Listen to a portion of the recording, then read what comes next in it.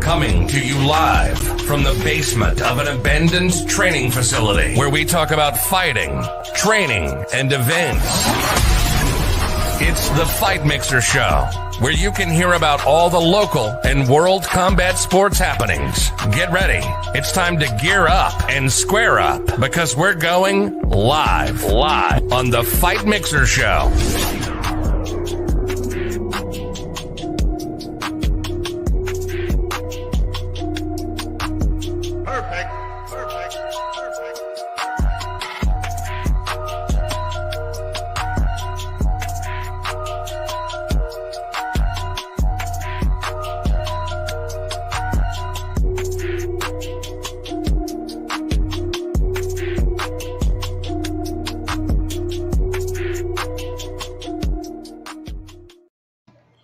Welcome, boys and girls, to another edition of the Fight Mixer. We are here live. I am so honored to talk to the man who was a part of the tournament that won it all.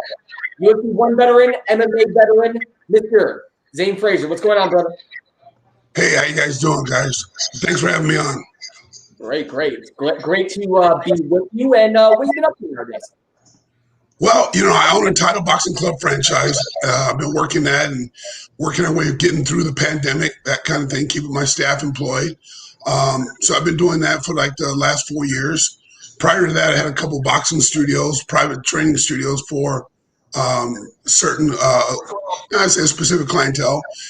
Working corporate wellness for a while. I have a program which is called martial arts cross training. And in that program is various different types of martial arts and training and fitness and sports performance related to martial arts training. And I put those services together in kind of use that as a platform or vehicle, if you will, for human development. And I then work with companies that want to do team building exercises.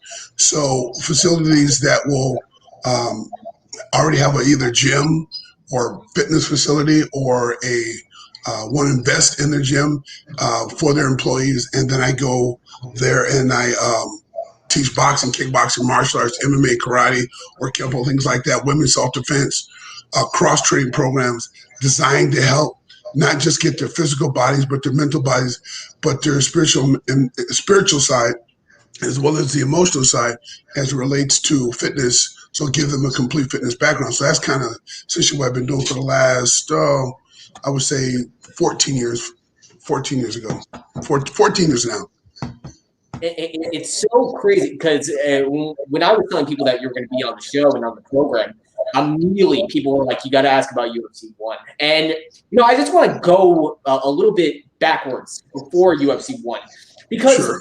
The original concept of the UFC was just such an insane idea, especially I think that's what they were selling to people. Like this was going to be no holds barred, anything goes. You can win by KO, submission, death. Like it was such an insane idea, but it had to be completely different for you being a competitor in this first tournament. So how did you get tapped on the shoulder to participate in this event, and how were you sold on the idea of participating in this event? Well, let's go back a little further back when I was in college. I got in a fight with a bunch of football players over a girl, which I wound up marrying, right? Okay. I got the crap beat out of me. I was 18 years old. And so I go into the local, and I'm in Moscow, Idaho, went to the University of Idaho at the time. And so I went into the local martial arts studio and I told him I wanted to be the best street fighter in the world. And he asked me what happened. And he asked me what happened. Did I get beat up? I go, yeah. So he starts laughing. And so I told him back then, I said, I want to be the best street fighter in the world. And he was a very progressive thinking guy back then. And so he said, well, if you want to learn how to do street fighting, there is a fighting system called Thai Kempo, which was Tactical Arts Incorporated or Transitional Arts Incorporated. And it was one of the Kempo systems offshoots of Ed Parker's Kempo that had pancration, which is another form of MMA, which is the first MMA program wrapped inside of the karate and the kung fu and the boxing, kickboxing. It wasn't called kickboxing, it was called full contact karate then. And grappling arts, and that wasn't grappling as jiu-jitsu as we know it. It was more like finishing holds. So a lot of the grappling techniques we had were finishing holds that were designed to finish fights and choke an opponent, things like that. So that system I was involved in training in that system. So I started competing, different things like that. When I moved back to Los Angeles, California, I started training with the Kempo guys, start winning tournaments, won kickboxing championships and karate championships. And so my instructor at the time, Frank Trail, who was the senior Ed Parker's top guy, and he was the fighting coach for the Ed Parker Kempo karate system. Himself was a boxer, a pro boxer, things like that. He was always about the fighting side of Kempo. Everybody looks at the karate side and the techniques, and everybody doing multiple techniques. But there is a fighting side of Kempo that a lot of people aren't aware of, and that's where I started training in the fighting style of Kempo, and my instructor created Kempo fighters, not just Kempo karate people. Why that's important is because Rorion Gracie had saw me fight at the internationals in 1982. I think it was the summer, it was August of 1982, and I was fighting a guy named Woody Sims, and Woody and I used to have some great battles, but this particular battle came out into a street fight, and I wound up taking him down and whatnot. It's called ground and pound. Now we just call it knee on the chest and just beat the snot out of him and put him unconscious. They had to wheel him out of a wheelchair. I was just about to get arrested by the LA County Sheriff Department. And they was escorting me out of the building, and then Rorion Gracie put his arm around me and said, "Hey, come follow me." And so he took me and Rorion hid me in his booth. And so he put some videotapes in, which was the Gracie in action tapes where they were doing Vale Tudo down in Brazil, which come to find out, I didn't know what Vale Tudo was. Yeah. And so Rorion Gracie said, "Man, you're a great fighter," asked me my name, so forth and so on, what style am I? Told him Kempo karate and things like that. And he goes, "Do you want to fight in a fight like this?" And he was showing me the videotapes. And I go, "Yeah, man, I'd love to do that." He goes, "Where do you have those fights?" And he goes, "We have them in Brazil." I said, man, I don't need money to fly to Brazil. He goes, "Don't worry, I'll fly you down there." I says, "Really?" He goes, "Yeah." I says, "Where would I stay? I don't have any place to stay." He goes, "Don't worry about it. I'll put you in a hotel." And I said, "Wow." He goes, "And I'll pay you $1,000. What? And that was back then, man. $1,000, man. Shoot, man, $1,000 one fight. We were like, jackpot, man. I'm in. And Rorion said, "You don't have to worry about it going to Brazil." I says, "Why?" He says, "Because we're going to bring this type of fight into the U.S." And I says, "You got to be kidding me, man. I just got disqualified in a karate term for beating the snot out of a guy, and you tell me we're going to go no holds barred?" So about, I think it was January of 93, I get a call from my instructor, Frank Trail, and he goes, "Hey, Rorion Gracie just put out this fight, and he wants the top fighters in all these martial arts disciplines, and he wanted to find out who the top fighter in Kempo karate was." And they said, well, everybody talked about was Zane Frazier at the time. And so he said, "Okay, well, we're going to get Zane Frazier." And so they called me and asked me to be in the fight. I go, "Heck yeah." So I had already been training in that mentality. In fact, in college, I was in college with Dan O'Brien, who's one of the greatest decathlons of all time. He was my dorm mate. And this is in the early 80s. And so we would be training with, I had a catcher's mask, a catcher's chest protector and groin protector. I borrowed a girdle for the football pants with thigh pads and groin cup and shin guards and volleyball elbow pads and knee pads. And we would be sparring like this in the dorm, pretending like, what happens in a street fight, because I got in a fight with a dorm and the dorm was very narrow. So there was no way for me to go. So I started to recreate the situation on what happens if that happens to me again. So we would have these sparring matches in the dorms with all this gear on. And Dan O'Brien was like, "What are you guys doing?" I said, "Man, we're training. We're training for full contact fighting." He goes, "Who fights like this? Nobody fights like this. This is crazy." And so I said, "We're learning to fight like this." He goes, "Nobody fights like this." And I said, "Well, we're going to be the first ones to learn how to fight like this." So that's how we started training. That was going all the way back to the early 80s. So by the time UFC1 came around in 93, I was waiting for it. I was prepared for it because we knew fighting had to change, because there wasn't a lot of kickboxing fights for a lot of heavyweights. There were so many heavyweights you couldn't get a lot of fights. Tournament karate was starting to get watered down. Boxing events were more, you had to be strictly boxing, and there was just no opportunities at that time. So eventually we knew that something was going to change, and eventually it did, and that's when the UFC came in.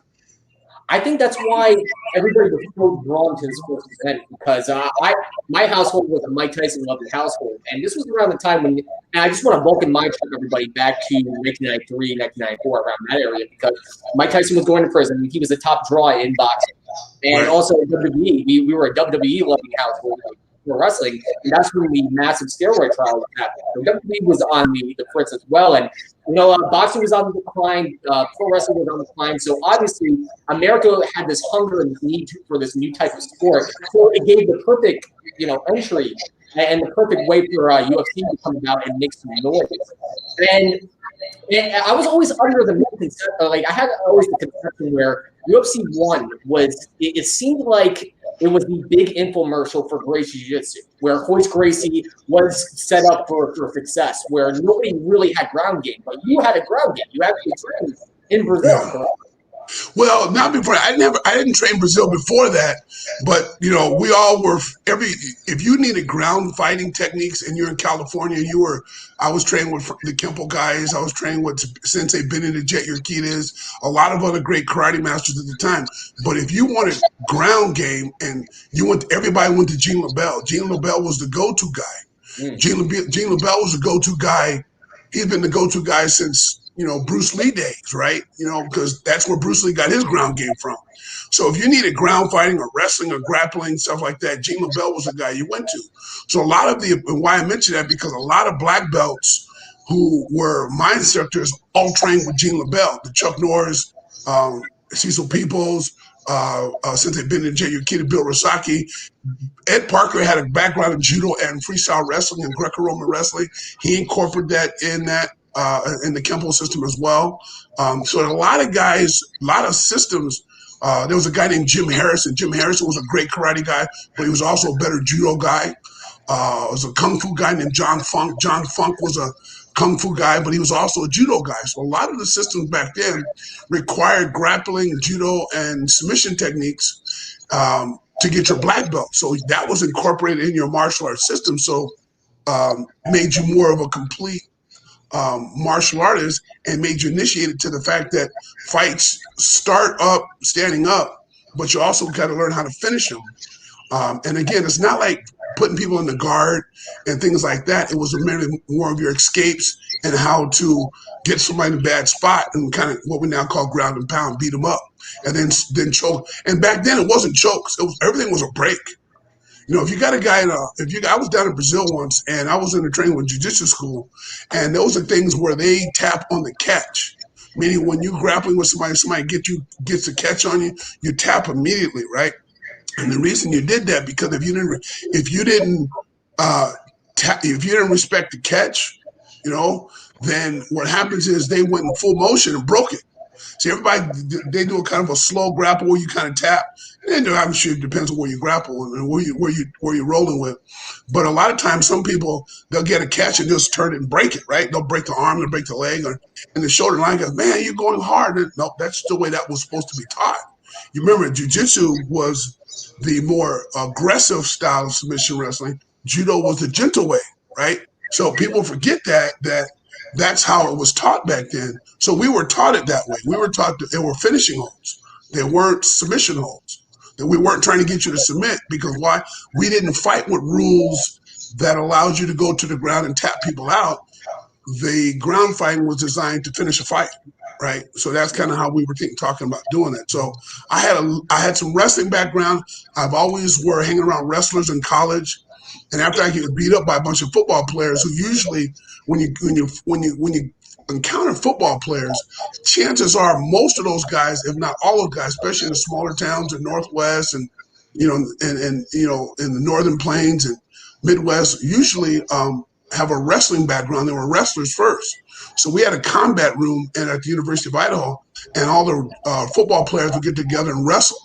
So that's why I started learning how to wrestle. And then we started using moves off the WWE. Because my favorite guy was Kurt Hennig, Mr. Perfect. So we used to try the moves we see on the WWE and incorporate them into our martial arts training to see if they'd work. And if this one worked, that worked. How do you set this up? How do you set that up? So that's how we all start making the transition. We just start watching the WWE and say, well, I wonder if that works. I wonder if this works. I wonder if that works. So that's kind of how we started playing with stuff like that.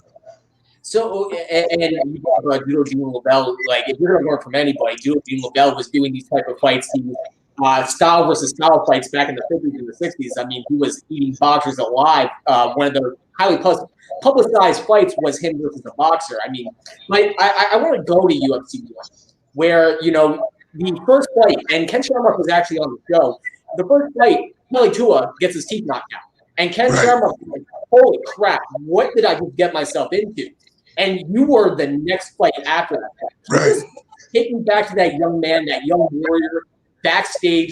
You're going to be following up that where the teeth get knocked right into the commentating booth. Like, what was your mind frame coming out behind that curtain and walking out to this first fight? Well, you got to keep in mind, let's go back the night before the fight. Remember, the Gracies changed the rules the night before the fight. Right. And the Gracies changed the rules the night before the fight because the way I was training to fight, I had to figure out if I was going to fight the Gracies, right? If I was going to fight, because I had seen them fight on videotape for almost 6 months now, right? So I kind of got an idea. Well, actually, by that time, it's a year. By the time the UFC comes around, I've been studying the Gracie in action Valley Tudo tapes, and then working trying to find guys that we could spar like that. So we were kind of playing around with those ideas at the time. Training with those, how do you fight against this? How do you fight against, what is their main move? And their main move was to take you down, get on top of you, beat you down, make you turn your back and choke, right? So we were figuring out, how do we stop the takedown? How do we stop the double leg? And what do we do from there? So I had a strategy that was going into the fight. And one of the strategies was to take people down and then, hold their knees open, like if they had a gi or pin their knees open, and knee the groin. Remember, there's supposed to be no rules, right? There's only 3 rules: no biting, no fish hooking, and no eye gouging. The groin was supposed to be a legal target. So my strategy was really to fight the Gracies that way or Ken Shamrock that way, right? So I was used to fighting in the street, doing my bouncer days at the nightclub and my bodyguard days. We were fighting like that in the street in Hollywood Boulevard, getting shot at. So that stuff was new to me. That stuff wasn't new to me. That was something I put myself in harm's way in a lot of the bouncer bars back in college. I'd be the only white guy in 600 miles working in the nightclub. And I wanted to find out if my martial arts training would work. So I'd always been practicing and fighting as a bouncer to find they tell me I'm the first Patrick Swayze. I was the real Dalton, right? Because I was doing that long before that movie came out. So I was practicing that and practicing the martial arts and then refining them to how do you take them from the dojo, from the ring into the street, and how do you apply it, and can you teach it like that, right? So fast forward all the way to the night before the fight, the Gracies changed the night rules before the fight. So I challenged Horian to a fight right then and there. So I told Horian, I said, I said exactly, my exact words was, I'll fight Hoist's punk ass first, and then you'll be next. And they said, we can get it on right here, right now. So when I walked out into that fight that night, the next fight, I've heard Ken say that, what I get myself into? That was his attitude. My attitude was, I'm coming here to kill somebody. I'm coming here to really jack somebody up because that's what I do. This is what Kempo was made for, right? This is what Kempo fighters were for. So I came in there with that attitude. I came in there from the week prior to the fight. I came in with that attitude. I wasn't scared. I wasn't I've seen all these kind of fighters before. The guys that were in UFC 1 represented their styles. But if you look at Gerard Gardeau and Kevin Rozier, Art Jimerson, I've been training and sparring with guys that were of a higher quality than that. Taylor Tully, was he a big guy? I knew some Samoan guys I used to wrestle around with, so I kind of figured that out. The only guy that hadn't figured out was Ken Shamrock, because Ken had really some slick ground moves with leg locks. But at that time, I had ran into Eric Paulson, and Eric Paulson, since a year in Nakamura, I started to learn a lot of the leg locks and counters to that stuff. So I kind of had an idea of what not to do so Ken doesn't grab a leg. But from that standpoint, I was ready to go to war, man. I was not sitting around here messing around. I've trained like this since 1981, 82, and I'm ready to go to war. And now it's finally here, and they're going to pay me for it. I'm ready to go, man. I mean, that wasn't scared at all. That's just who I am as a fighter and as a person. I've always had that mentality. So when I walked in UFC 1, I was ready to go, man. Day one. And you made history right after UFC 1, where you you landed in Shudo, I think it was like a year or two after UFC 1, and you actually won in like 30 seconds. Like, you killed this guy. I've seen the fight, but I can't recall when and where I've seen the fight, but you knocked him out in like 30 seconds. And Shudo, by the way, Shudo is the first promotion that started, actually big-time promotion. That started in 1986. UFC started in 1993. And around that time, too, UFC was having problems where it started landing on the desks of senators and everything like that. And between you and I'd rather have heavyweights than have like senators on my ass, you know, like. And they were really after the UFC. And you know, while you were in Shudo, you won that fight, big win. And you know, Japan, you know, later down the road with Pride and everything like that, Japan would build up momentum from Pancrase and from Shudo and going to Pride, where the MMA boom happened in Japan way before it happened in UFC, because UFC was in the process of going through its dark days right around 95, 96 when John McCain was trying to get it shut down. But where did UFC start running the problems? Is it the marketing, the way they marketed? No, UFC 9. Well, yeah, you're right. So you got to keep in mind two things. The marketing for UFC 1 was about, it was called, you know, they at some marketing promotions, I think they labeled it a death match. There was some marketing promotions, the first real death match or something like that. And I think that caught some media's attention. I think they stopped promoting it that way at that time. But really what happened is that when you go to UFC 2, I think the fight that people got to look at is the most, that when people finally caught on after UFC 1, right? Then UFC 2 comes out. And I want to say UFC 2 comes out in February of 94, I think it is. I want to say, I'm not sure. I think it was February of 94. And Patrick Smith fights Scott Morris. I think he was a ninja guy. And then Pat gets mounted on Scott Morris and starts elbowing him to oblivion. That's when everybody got terrified from a political standpoint, because nobody had seen that. You got to remember, you know, you got to ask yourself a question. There's a lot of guys, a lot of great fighters. With Mike Tyson, being not available, I just say it's not available because I'm a Mike Tyson fan. I hate to say he was in jail because, I got some opinions on that. But nobody else stepped up to fight in the UFC. Fighters, boxers, kickboxers, all the guys in the K1, no one stepped up, right? Probably Jerome LeBanner, those guys did. Maybe Sam Greco did a couple fights, right? So you got to remember that UFC not just scared politicians, it scared fighters throughout the world that this was here. And if you are some kind of champion, you are some kind of black belt, give Rorion Gracie and Art Davie a call and step into it. And if you weren't that guy, then you weren't that guy, right? So because all you had to do, you was a phone call away from calling and say, hey, I want to get into the UFC. So that shook a lot of martial arts schools, systems, instructors. It shook the foundation of what everybody was doing as far as martial arts fighting at the time. Then it shook the boxing community, because you got to remember Senator McCain, I believe, he was the one that was spearheading that. But you got to remember Budweiser was behind all that, the boxing too. So you're taking away revenue from Budweiser, and I think he had, I think that there might have been some connection there that was somebody with Budweiser didn't want the UFC going around. They didn't want that to keep going on. So it was pressuring Senator McCain to kind of stop the UFC. It was barbaric, stuff like that. So that was the one. But the critical one was, I believe, UFC 9. When I fought in UFC 9, the UFC was still in federal court. Everybody wants to know why, Dan Severn and Ken Shamrock were just standing around. Well, they're not doing it. Well, because the fight, they were still in federal court. It was illegal to throw punches in that fight, even though some people did headbutts. I received a warrant for my arrest going into the cage to fight Cal Worsham. A captain for the Detroit Police Department at the time stood right there and told me if I threw one punch with a closed fist, I was going to jail. And so we didn't know what to do. And I said, well, how come he doesn't get the same rules? And they said, we don't care about that. You do what we tell you. Here's a warrant for your arrest. And they had it right there. My name was on it. So they were still in federal court trying to get the rules passed at UFC 9 during the event, right? So everything started to, and by the time you get to Don Fry's fight with Amri Patesh, and you start to see that fight, that was the fight that kind of changed the UFC, in my opinion, or MMA, because now you had Don Fry, Mark Coleman, Mark Kerr, all of those guys, Tom Erickson, Van Arsdale. You had a lot of you had all of that wrestling team in Team Phoenix, which is why I left LA to join Team Phoenix, because those guys were beating everybody. They were undefeated. And that fight right there, and those fighters there, was the one that shook up the UFC, that convinced people this was too brutal.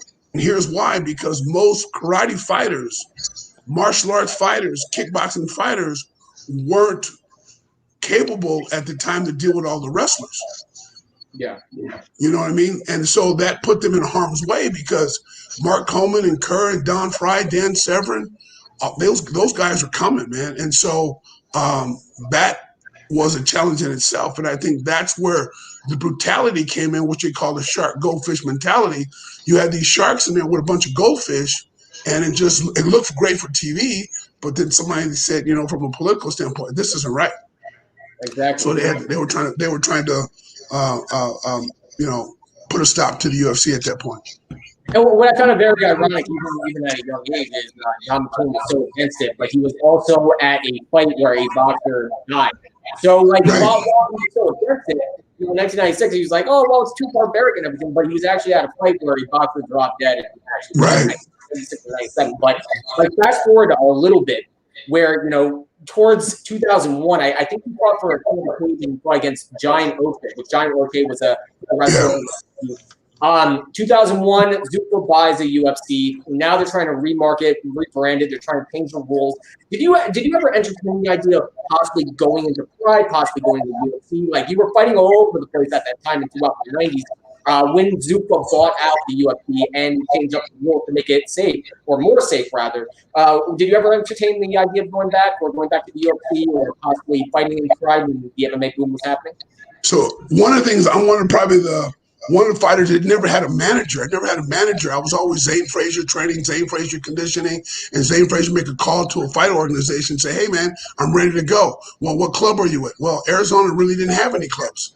Outside of Richard Hamilton, that he wound up going to jail. He was the coach here. And a lot of the guys who are the head coach, like Trevor Lally, Arizona Combat Sports, those guys are just getting their feet wet. There was no coaches here. And I just moved here from LA, and I wasn't going to move back to LA, because there was nothing really there in LA for me at the time. So I'd call Joe Silva up at least 25 times to get back in the UFC. And Joe Silva told me no. And I said, "Why, Joe? I'm ready. I'm in shape." And then something I'm reminded. This is something that Mark Kerr told me. So when I got here, I spent 15 years on the mat with wrestlers. I'm talking the best of the best wrestlers. And for 7 years, I couldn't get a takedown. I got my ass handed to me every day. And I mean, we were wrestling 7 days a week, and I got my ass handed to me by wrestlers every single day. And it took me about 8 years before I can score a takedown on a wrestler. And I'm talking, again, world-class wrestlers. So when I finally get my wrestling skills up, I'm training with Melvin Douglas privately 7 days a week. We're doing 3-hour days. We're doing 3-hour workouts every day, 7 days a week. Finally get my wrestling to the point that I'm ready to go. And me and Mark Kerr, we wrestle, and I take Mark Kerr down a couple times. And then we're going back and forth, scrambling. He couldn't get me. I couldn't get him. And finally got me once. And so anyway, Mark Kerr told me, "Zane, now that your wrestling is up to speed, which is great, here's going to be your biggest problem. You're never going to get another fight. You're never going to get another fight." So when I was trying to get over to the UFC, Joe Silva turned me down many times. I was saying, "We need to have you with a camp." I says, "Hey, man, I just won my last fight. I'm with this guy. I need to get a fight." Joe Silva turned me. I called Joe Silva at least 25 times, and Joe Silva would never put me back in the UFC. So that was it. I called Monty Cox. "Hey, Monty Cox, can I fight Tim Sylvia?" Then Monty Cox, "Man, Zane, we're never going to fight you, man. We're going to fight you when you're 60 years old." So I tried to get at Pride, had no connection to get over to Pride at all. I said, "Who do you contact to get over to Pride?" And at the time, if you know those Japanese organizations, those are people you have to know. So I was trying to get over to Japan. I'm trying to get over here. I'm trying to fight it. And it was by the time I'm getting fights in Brazil and little stuff right here and there, just little small things, not small things, but fighting an abstract, not with an organization. And so when I was trying to get in with Mark Kerr and those guys, that was just you had to know the right people to get in at the time to get in with Pride and those guys. And I didn't have the connections to get in there. So all I did was say, I'll keep training. I'll wait for my opportunity to come. And that's kind of how, my kind of career kind of went at that point. I was kind of working on that. But the other thing was I was working on a deal that I got funded with $125 million health club. And I got some group of investors together, and I had been working on that for about 7 years. And then that came to fruition, and then the economy collapsed 2 days before we were going to get funded. So that was a big chunk of my time because that was something I wanted to do that I had been working on for quite some time. So I started to work on those things because what I didn't want to do is be a guy that fought in early days but have nothing to fall back on, right? So that's kind of why I was into the fitness. I was working on getting my own fitness franchise, which I finally have secured that because I finally got the franchise that I wanted. Because the industry changed even after the recession. So that's kind of a lot of how my career went. But I kind of knew something way back in '94, and I started to realize that the UFC was going to change, the fighting was going to change. So December '94, I started to plan my comeback. I said, you know what? And somebody asked me, why were you planning to come back then? Because Ron Van Cleef had fought Hoist Gracie, and I had trained with Ron Van Cleef. Ron Van Cleef was a great, the Black Dragon kind of movie guy, and I trained with him. Yeah. And Ron Van Cleef had made a comment in that fight when he was fighting Hoist Gracie. He goes, I've been fighting for 20 years, and these guys don't know all the martial arts I knew. It was at that moment, at that time, that I knew the UFC was going to evolve. So what I decided was, because we saw this happen in kickboxing, so I said, I'm going to go where the industry is going to be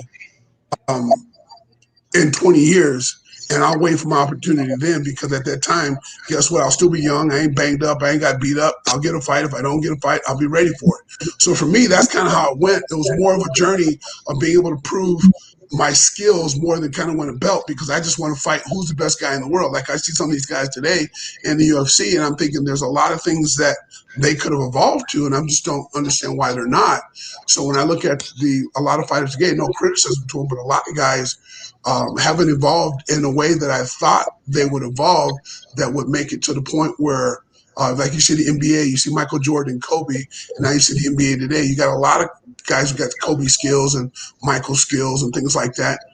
And so it's very hard for somebody back in the day to compete with these guys today. But the UFC is not like that. The guys, in the heavyweight division, who do you have? I mean, it's a standout, right? So I said to myself 20 years ago, I'm going to go train, and eventually the sport's going to change. And this is why I like what Jake Paul did and Logan Paul, because now you're going to have challenge matches. Now you're going to have to fight somebody, right? See, because now you can call people out. That's what needed to happen, right? Because when I called Joe Silva told me, I ain't letting you beat up these guys, these young guys. We're trying to build a company. You're an old guy, this and that. And I wasn't even that old. I was like in my mid-30s.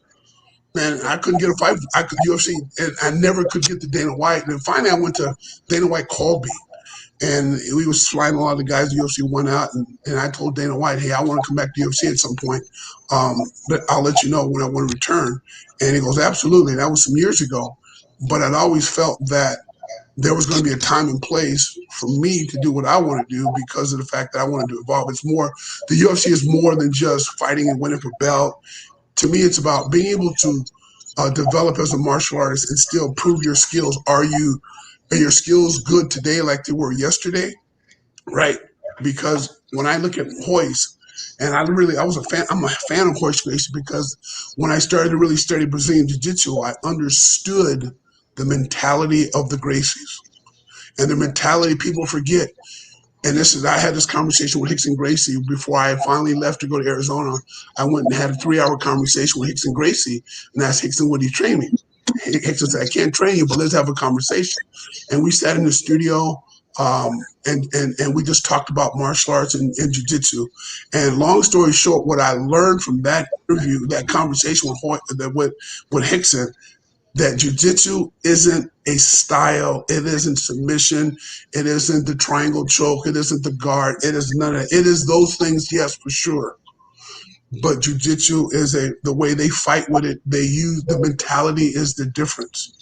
And that's kind of what I started to learn and started the mentality of the Brazilians, because they were the only ones that had that type of mentality, who have been fighting with those type of rules for quite some time, right?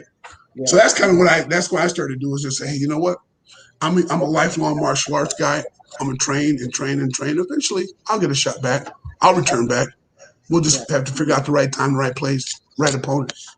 I think the fundamental difference too, and you brought up the Paul brothers and everything like that, where it's as easy, you can build up a money fight just click on the button and calling out somebody on Instagram. But the fundamental difference between nowadays and this generation of fighters and your generation is you guys did it for the love of the sport, the love of being a competitor, the love of evolving into a complete martial arts and fighting the best of the best. And going on that subject, and of course, talking to a legend like yourself and talking to somebody, again, that tournament helped shape the foundation of what the UFC is today. And what was your most memorable fight? I thought your fight was Giant Oche, because I was a Giant Oche fan for his fight at Pride 10 versus Rico Rodriguez. And that was your win over Giant Oche was one of my favorite fights, King of the Cage. But in your opinion, throughout your entire career, what was your most memorable fight?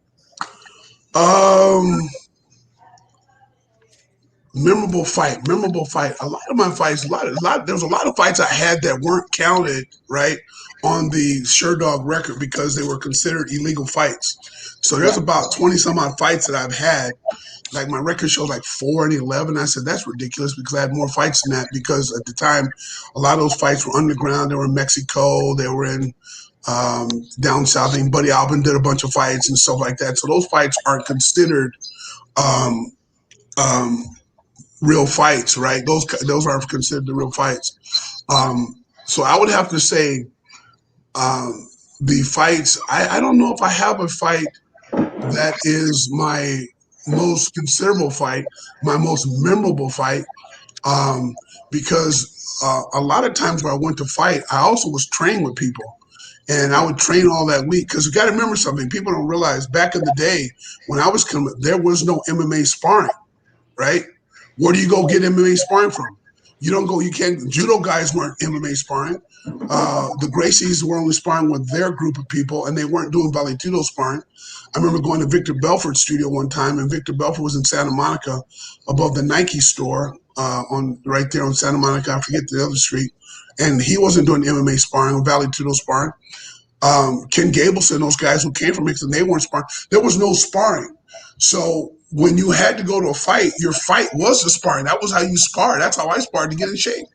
And then when you try to put the gear on and say, okay, let's go punch, kick, knee, elbow, ground and pound and fight, there was none of that. Nobody was doing that. You'd either put your boxing together, you put your kickboxing together, your Muay Thai together, your ground and pound get together. But it wasn't like it wasn't like that it is today.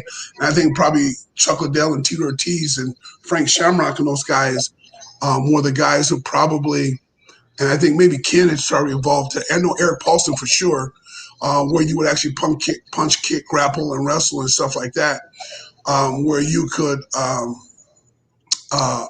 train like that. So I don't know if I have a memorable fight, because my heart is still in fighting. I think I have a lot of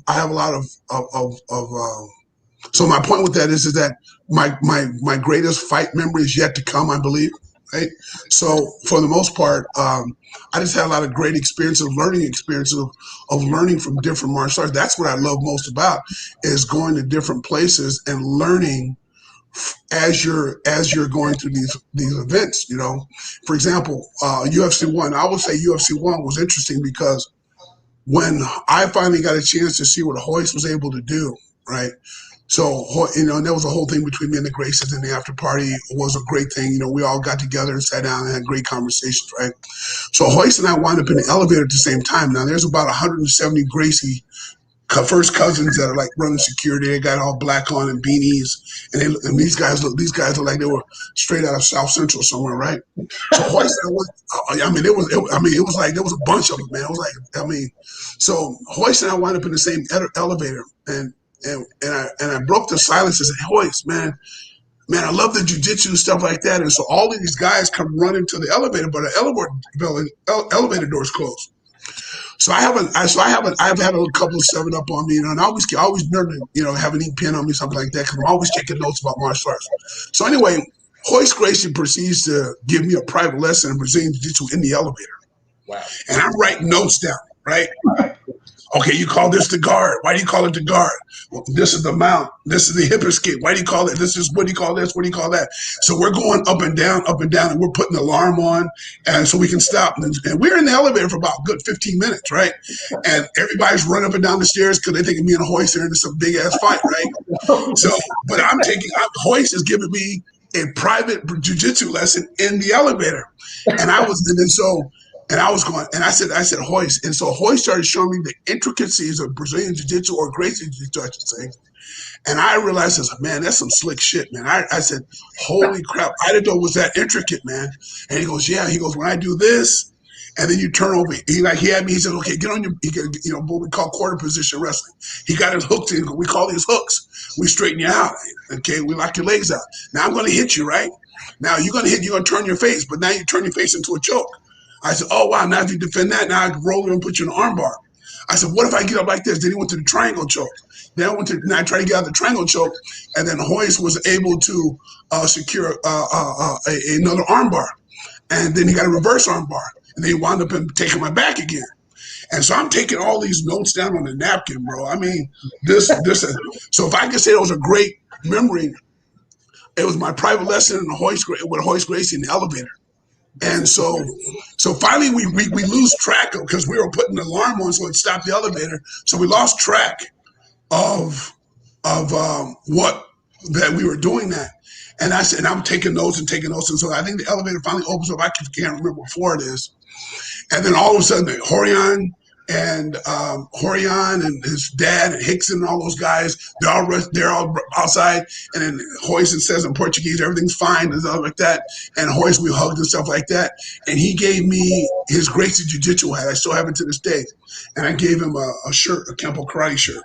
So if I have a great memory, it was that, because that's when I started to realize after UFC 1 that I need to go on a journey to learn more about Vale Tudo fighting rules against skilled other fighters. And now I realize there's a discipline in Brazilian Jiu-Jitsu that I need to now understand. So when I started out on that journey, I'm the only guy in the history of Brazilian Jiu-Jitsu or in the world that was actually banned from studying Brazilian Jiu-Jitsu. Renzo Gracie wouldn't even let me buy videotapes.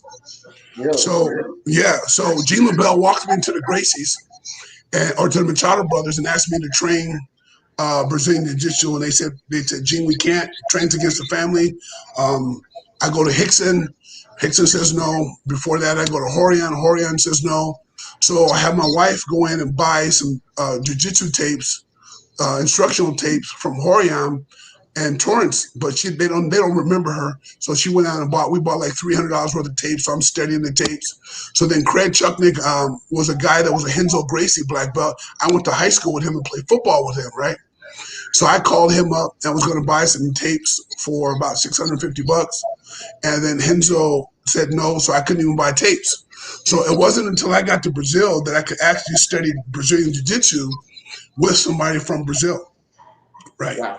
And so my point with that is that I started on this quest of where is the sport going to evolve, right? Because you have to think about it. Here's what I told Horion Gracie. I said, Horion Gracie, and this is during the whole interview and the fight, the night before the fight. So Horion, you got a choice, and it's not a good choice for you.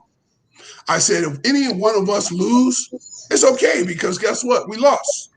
Yeah. But if you guys lose, it's shame on you, right?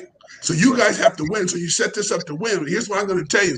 Either you lose tonight, either you put the challenge and let Hoist fight me first, or Ken Shamrock first. Fight one of the other guys first, right? Or you guys are going to lose later, because the sport's going to evolve. Because one thing about Americans, I said to Horion, I said, one thing about Americans, if you go back to the Revolutionary War, the Americans are great at playing catch up, and eventually we will learn jiu-jitsu. We will learn how to do this. And what's going to happen? Either you got to keep the secret of jiu-jitsu in the bag, and you ain't gonna make no money, or you have to let it out of the bag, and you ain't gonna be on top anymore. And now we're gonna find out who the real fighter is. And that's why people ask me a lot of times, people say, hey, man, how come there are no Gracie champions outside of Hoist in the UFC? Great question, right? Yeah. That was what I was telling Jorge. No, great. I mean, think about it. All the Gracie, man, you got Hoist is the only one, the only champion, the Right. only champion. That's so fascinating, especially Hickson Gracie. I think he was very choosy when it came to opponents, and then Enzo Gracie was a shining light for a while, and then Sakuraba with catch wrestling, and he was able to. Because Sakuraba actually put a lot of Gracie hopes and dreams for the next big star, the next big thing to sleep. He beat High and Gracie, Henzo Gracie. Just going down the run, he beat so many Gracies. And I do have before we let you go, and I can talk to you all night, but obviously I'm getting waved off, and we're heading towards the end of the show. But I do have a two-part question. Sure. Being coaching now, being a mentor now, being one of the OGs of the game, I cannot stress that enough.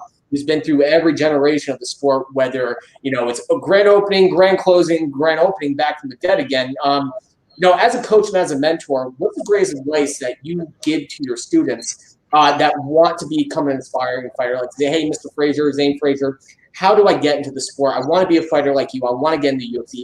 And number two, did you ever see the UFC?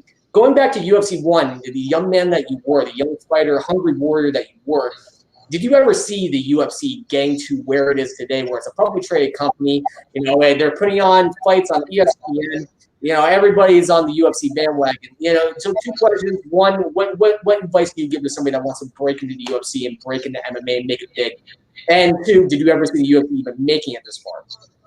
Well, a couple things, yeah. So here's the first thing I tell kids, because I get people ask me, Zane Frazier, hey, Zane, when you come train me? I got a kid right now that I've trained with, and I started training him when he was 12. And the first thing I told him, I said, you're going to have to start wrestling. And so every kid that I train, at one time I didn't keep my certification, but I got certified as a USA wrestling coach. And I would go down and help kids in coaching. ASU had I was the first guy to help start the adult MMA wrestling program, a wrestling MMA program at ASU, the Arizona State University. Then Bader, and then Cain Vasquez and CB Dalloway, Jamie, all those guys came in later down. But it was designed to be able to take kids who were wrestlers and teach them how to punch and kick and how to transition between that. So the first thing I tell a kid right now, kid comes in, he goes, hey, I want to get in the UFC. I get kids tell me all the time, and I'm good karate kids. Here's what I'll tell them. I said, I don't know if you're tough enough, but here's how we're going to find out. I said, go to wrestling. Go to your high school, go to your junior high school, go wrestle for 1 year. And a minimum of 1 year. Wrestle 4 years if you can't. Come see me in 4 years. And the reason why I say that is because if they don't make it through wrestling, I already know they're not going to be tough enough to deal with it. They're not going to do the work, because one of the things that I realized in wrestling that I had to do, one of the things I did, I stopped punching, kicking, striking for 3 years just so I can develop my wrestling and become a wrestler. Not I am a wrestler. I had to become a wrestler. And I had to walk, talk, all things like that, think like them, move like them, train like them, believe like them. So that's my first thing to tell kids. The punching, kicking stuff, yeah, I can teach you that. That's great. But I want to see you go wrestle for a year.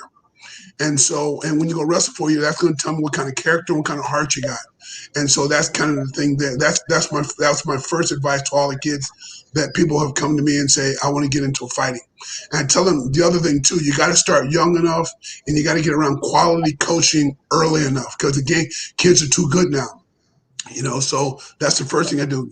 Get a quality, and I start kids in at 10 years old now. Why? Because by the time you're 15, it's too late. Because you got kids who have been wrestling for 5 years. So if you're behind the wrestling game, you got to catch up on it. That's the number one component that you need is a wrestling game. If you can't study Brazilian Jiu-Jitsu or Jiu-Jitsu or catch wrestling, submission wrestling, however you want to call it, complement that at the same time. You got to get those first 5 years underneath your belt.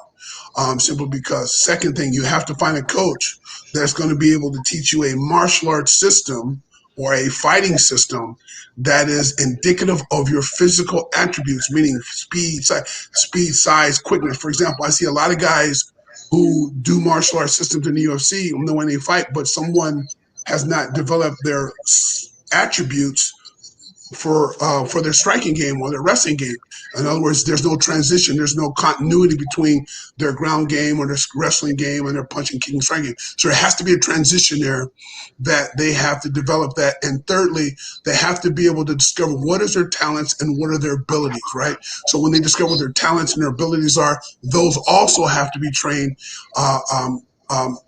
cohesively with your attributes as well as a system of discipline. In other words, if you like Muay Thai and that's your flavor, right, you're going to be able to have to say, what are your attributes, what's your physical, athletic attributes that go along with becoming a great Muay Thai guy? Or you like karate, you like Taekwondo, you like, a lot of Kempo guys getting into all this stuff like that. Are you a point fighter? You have to be able to train all of those transitions. Those are the key things to be a great fighter. Not anybody can get in the UFC, anybody can get in MMA, but you want to be a great fighter, you want to be the guy that has the belt around your waist, that's what you need to do. That's number one. Those are the things in the list there. When it comes down to your second question about seeing the UFC like it was, you got to keep in mind, Billy Blanks and I have been friends and we were training for a long time. And one of the things Billy Blanks and I sought out to do was make the health club industry and the world respect martial arts as a fitness workout, as a training program, and as a legitimate fighting sport. And the reason I say that is because when he did it through Taibo, because I was teaching something called karate size before he was teaching Taibo, and then I got in cardio kickboxing. We called it executive kickboxing back then. And so we were teaching it before Taibo came out. Billy's about 9 years older than I am. And so when I fought in UFC1, our goal was to force the American population, the world, to recognize the UFC and mixed martial arts. Now that we had arrived and we showed you what real fighting was, now we wanted to blow it up like the NBA, like NFL, like Major League Baseball, like soccer, had the flair of entertainment, WWE, because I grew up on the WWF, same thing. And we needed it to grow like that. So it took somebody like a Dana White and the Fertitta brothers, Lorenzo and his brother, I forget his name, Lorenzo and his brother. It took the Fertitta brothers to be able to put together the investment capital. And here's one of the clever things they did. They kept the UFC out of the hands of anybody from boxing who would have bought it, right? Because it was only for $2 million, right? Those guys would have bought the UFC and they would have killed it. So you got to give Lorenzo and Frank Fertitta the credit, and Dana White for keeping it out of boxing's hands. That's number one. Number two, put $94 million in it to make it run, right? And then three, blow it up to where it is. So we owe them that gratitude, because if not, everybody's still wondering, does karate work? Does kung fu work? Does martial arts really work? Now you got NFL players, soccer players, Major League Soccer players.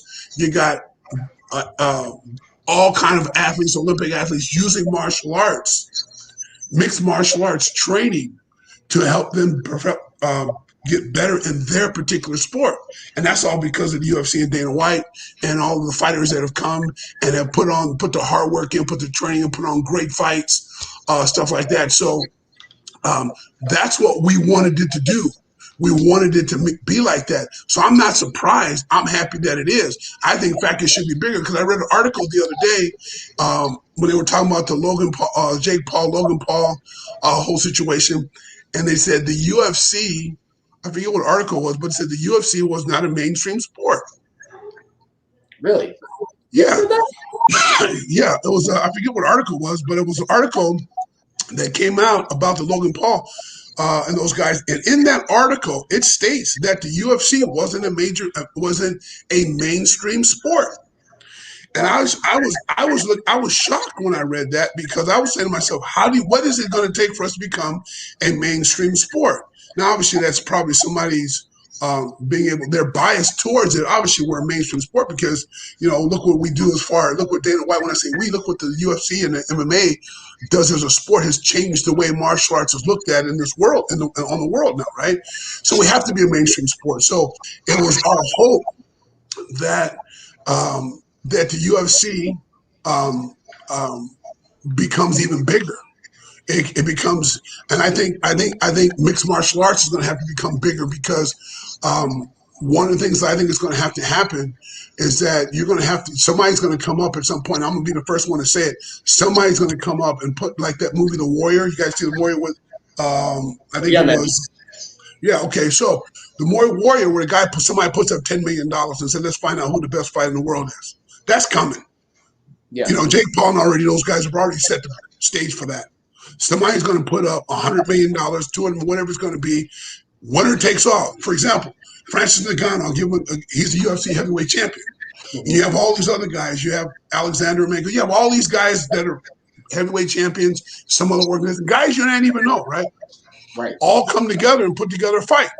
Now, let's say, you know, Francis Ngannou doesn't win that fight, right? That doesn't mean he's not the UFC heavyweight champion. It just means he ain't the best champion in the world, right? So he's just not the best guy in the world. Why? Because he got beat by somebody who was better. So we're going to have to go back to what the Gracies did and start. And here's why I like what the Paul brothers did. Everybody who criticized the Paul brothers, if you criticize the Paul brothers, then you have to criticize the Gracies. Why? Because he did exactly what the Gracies did. They challenged the fight. They put it on, right? They didn't have one wrestler in that UFC1 ring. And I called for a wrestler, by the way. I was the only guy to say, hey, we need to fight against a wrestler. Because to me, it was about how good am I when I'm pressured, when I'm getting my ass whipped, right? Mike Tyson wasn't the only one that had that mentality of what is it like when you're getting your ass whipped? Because I know it's like getting your ass whipped and you all of a sudden you got to fight back. I get that, right? So what is it like when you're fighting another trained fighter who's skilled, who's tough, just like you, with a no-rules fight, right? So we have to be able to find that out. Now that we're commercialized, there are no more secrets anymore, right? There's no more, everybody knows jiu-jitsu, everybody knows Greco freestyle, everybody knows this, they're Muay Thai, everybody's got a chance for the last 28 years to study all the stuff that's out there. Now let's find out who the best guy is. So somebody dropped 10 million, 20 million, whatever it be, 100 million, whatever it might be, and put together a tournament, and let's find out who the baddest guy on the planet is. Yeah. That's how I look at the sport. That's why I said I haven't had my memorable fight, because one of the things I'm planning to do training now is go travel around the world in different places and find out who's the best guy in the world. Who is it? Who is it? We don't know. We know who the UFC heavyweight champion. We get that's the biggest organization, but is that guy the best heavyweight or the best lightweight, best middleweight, light heavyweight? We don't know. We don't know. So that's kind of how I look at it. So I think the sport, to answer your question, yes, I'm glad the UFC is big and it's huge and the platform is great, but now it's time to get bigger. Now it's time to get real. Because like I said, prior to UFC 1 and all the way now, we didn't know what we didn't know till now. Now we know what we know. Let's go find who the tough guy is. Yeah, and we need to make those fights. Right, exactly, and giving credit where credit is due. If not just Dana White, but if it wasn't for UFC 1 and it wasn't for that class of fighter, that tournament, I definitely believe that UFC wouldn't be as big as it is today. Like, you guys went to the ring with no rules, no mercy, chances of death, everything like that, sanctioning body, get it out there, no rounds, everything like that, and you guys still went out there and fought and were essentially the guinea pigs. But you weren't the guinea pigs. You were laying the foundation for what the sport has become. So obviously you're a legend in your own right, and UFC 1 just proved that. And you were a part of the very first event. So I appreciate that. Not a problem, brother. And so, I'll leave the floor to you for where can we find you? Where can we get, teaching from you? Where can we get coaching from you? Where can we find you on Instagram, Facebook? Where can we find you? It's funny. I'm starting to finally get social media. I follow everybody else on Instagram, right? I kind of look at that, and people have been telling me, Zane, you got to put your content on Instagram. So I'm starting to do that. I'm in Phoenix, Arizona. I own the Title Boxing Club franchise on 32nd Street Indian School in Phoenix, Arizona. It's Arcadia. That's where you can find me primarily. I will start to lay some content out.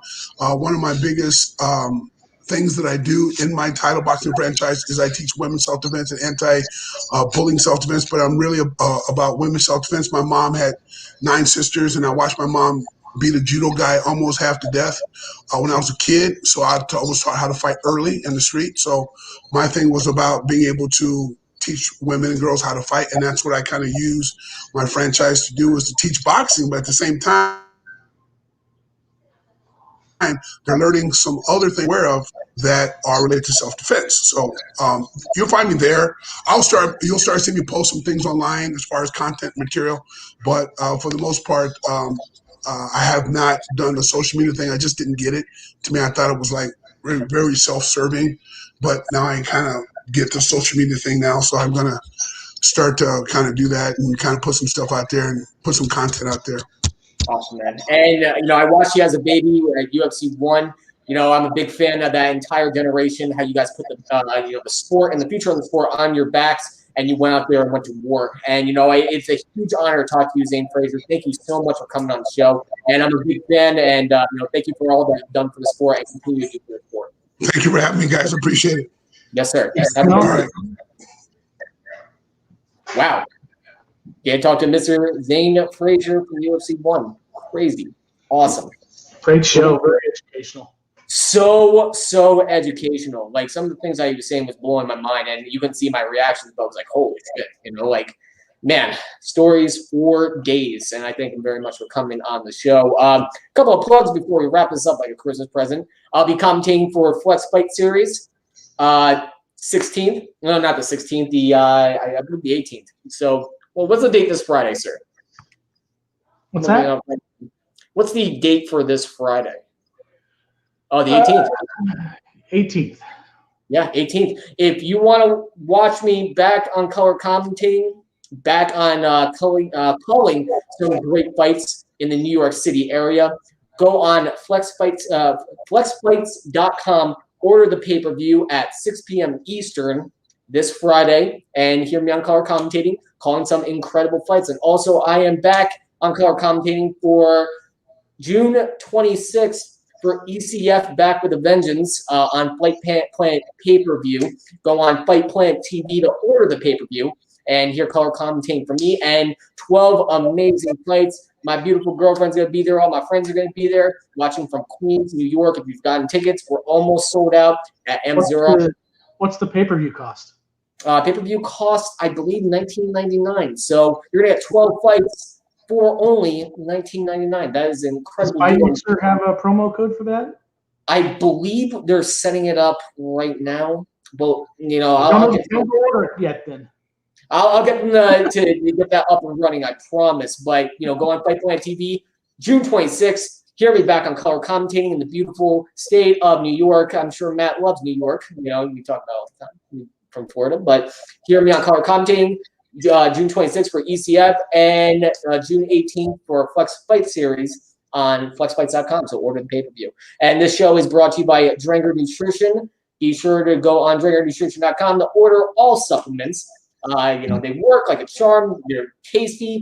Mix it up with milk, mix it up with water. Get jacked, get swole, bro. Go on drengernutrition.com and visit our incredible sponsor. Also, Kajuja MMA and Fitness. Gabe is not here tonight, but go to Kajuja MMA and Fitness for you want to train with a 4-time world champion, Mr. Gabe.